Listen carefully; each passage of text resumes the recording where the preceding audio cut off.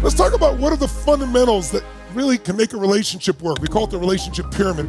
There are 3 core elements. Go ahead and throw them on. But we're going to start with the center.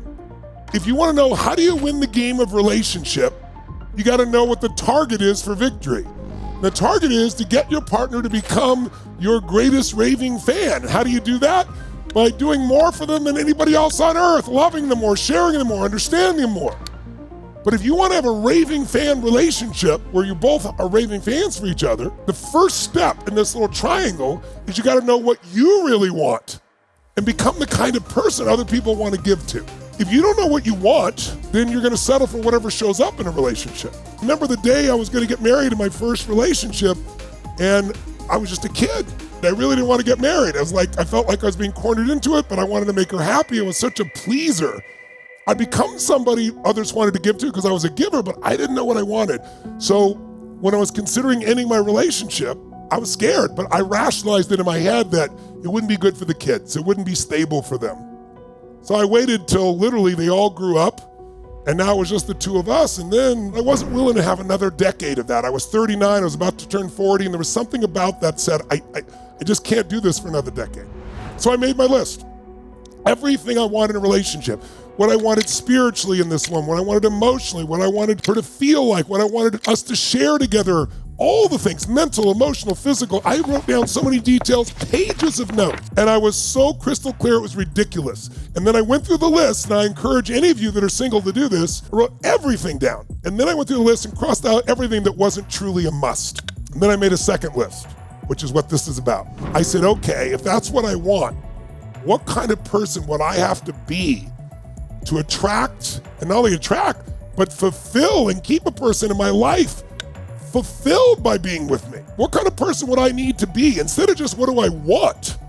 I wrote what I wanted. By the way, I also wrote what I didn't want. I encourage you to do that as well. Sometimes you get a list of what you want, but there's a couple things you don't want that screw it all up. Here's what I really want. Here's what I don't want.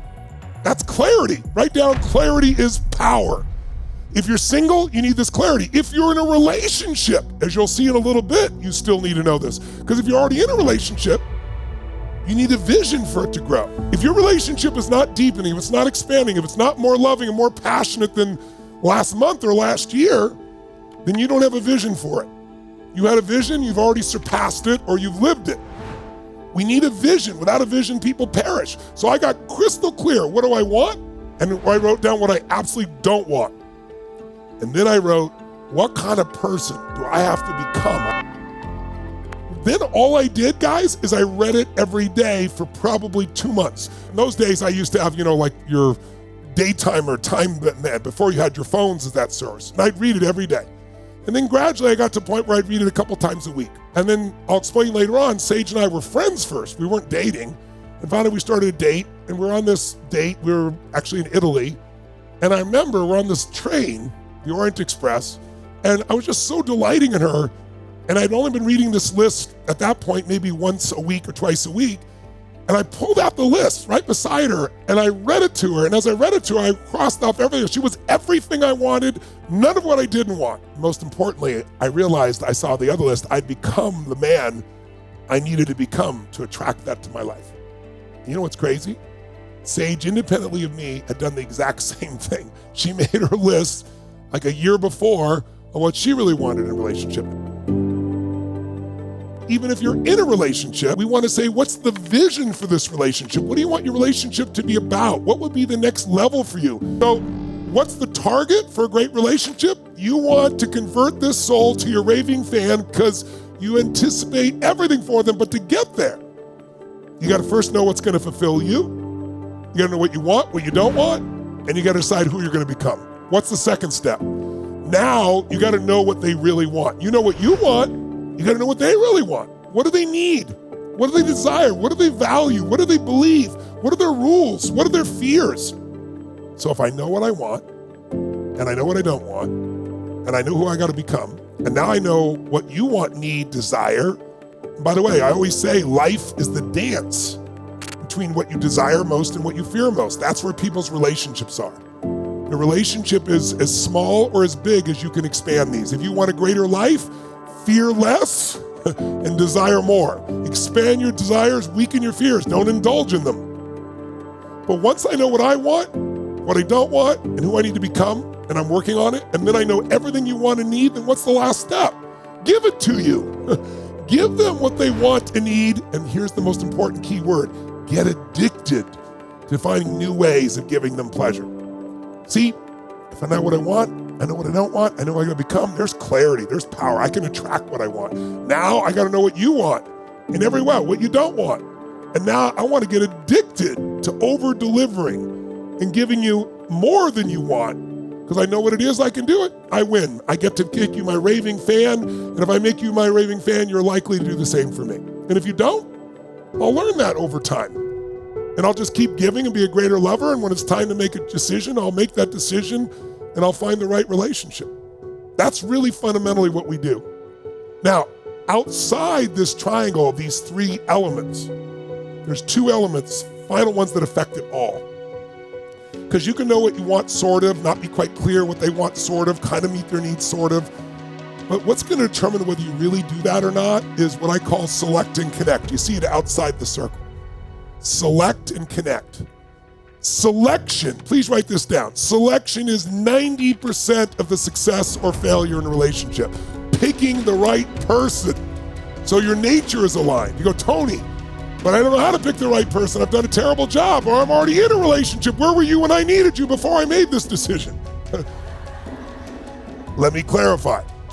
When I say select and connect, I don't just mean who you select to be in a relationship and then you connect with them. I mean which part of you select to bring to this relationship, because there's many parts, right? When you first were engaging to attract someone to your life, you were very conscious about which part of you showed up. But when the law of familiarity gets there, oftentimes we stop innovating. We keep doing the same thing, or we stop marketing. We stop thinking about how we're coming across, what we're communicating, whether we're meeting their needs, how we look, what we share. None of that matters, and it really does matter. That's why I say to people, I go, well, I've already selected, I'm already in this relationship, what do I do? You select a better you to bring to the table. If you bring your playfulness, if you bring your kindness, if you bring your love, if you bring your generosity, if you bring your passion to the table, if you bring that part of you, this relationship's gonna flourish.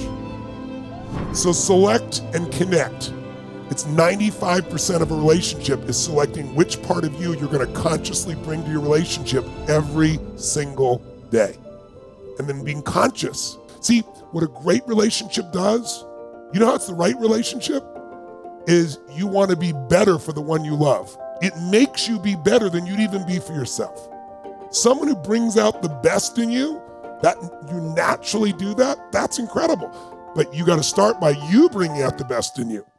And if that person is someone who pulls from you the desire to be more, that's a great relationship. Not the desire to pretend or be fake or do something that you can't sustain. I mean the best parts of you that you can sustain. And then the bottom part of that relationship component, see, once you select and connect, then you got to just consistently improve and nurture the relationship you have with yourself, meeting your own needs. Because then you're going to feel better and you're going to initiate the other, and your partner is going to see and feel you in a different way. Instead of they need to work out or we have to do this. See, if you can just nurture your relationship with yourself and your relationship with your partner, and you do that ongoing, and you keep selecting and connecting from the best part of you, and you know what you want, and you know what they want, need, and you keep giving to each other, and you're both raving fans, you're going to legendary relationship. And everybody's around you go, how do you do it? It isn't luck. It's consciousness.